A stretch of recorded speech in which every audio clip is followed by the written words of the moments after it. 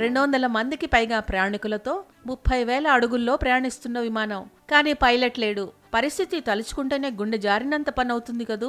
Germany నుంచి స్పెయిన్కు వెళ్తున్న ఓ విమానంలో సరిగ్గా ఇలాగే జరిగింది. ఆ ఫ్లైట్లో ప్రయాణిస్తున్న వారంతా కొన్ని నిమిషాల పాటు గజగజ వణికిపోయారు. తర్వాత ఏం జరిగింది, ప్రయాణికులు ఎలా బయటపడ్డారో ఏడాది క్రితం జరిగిన ఘటన గురించి జర్మనీ వార్తా సంస్థ డిపిఏ తాజాగా వివరించింది. గత ఏడాది జర్మనీ నుంచి స్పెయిన్కు వెళ్తోన్న లుఫ్తాన్సా విమానం కో పైలట్ స్పృహ తప్పి పడిపోయాడు.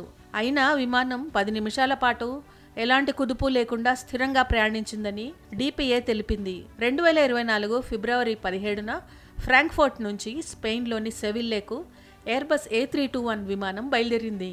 ఫ్లైట్ కెప్టెన్ వాష్రూమ్కు వెళ్లిన సమయంలో కాక్పిట్లో ఒక్కడే ఉన్న కో పైలట్ స్పృహ తప్పి పడిపోయాడు. 200 మంది ప్రయాణికులు 6 సిబ్బందితో వెళుతోన్న ఈ విమానం పైలట్ లేకుండానే 10 నిమిషాల పాటు ఎగిరింది. కో పైలట్ అపస్మారక స్థితిలోకి వెళ్లినప్పటికీ ఆటో పైలట్ కారణంగా విమానం కుదుపు లేకుండా స్థిరంగా గాల్లో ఎగరగలిగింది. ఈ సమయంలో కాక్పిట్ వాయిస్ రికార్డర్ వింత శబ్దాలను రికార్డ్ చేసింది. అవి కో పైలట్ తీవ్రమైన ఆరోగ్య పరిస్థితిని సూచించాయని డిపిఏ వివరించింది.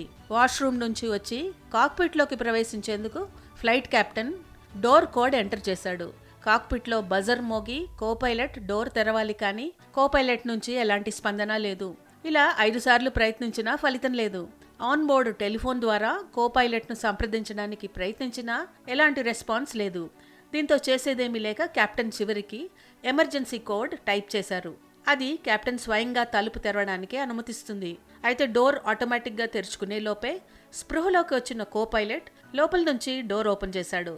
తర్వాత స్పెయిన్ రాజధాని మాడ్రిడ్లో విమానాన్ని ల్యాండ్ చేసి అక్కడ అతన్ని ఆసుపత్రికి తరలించారు.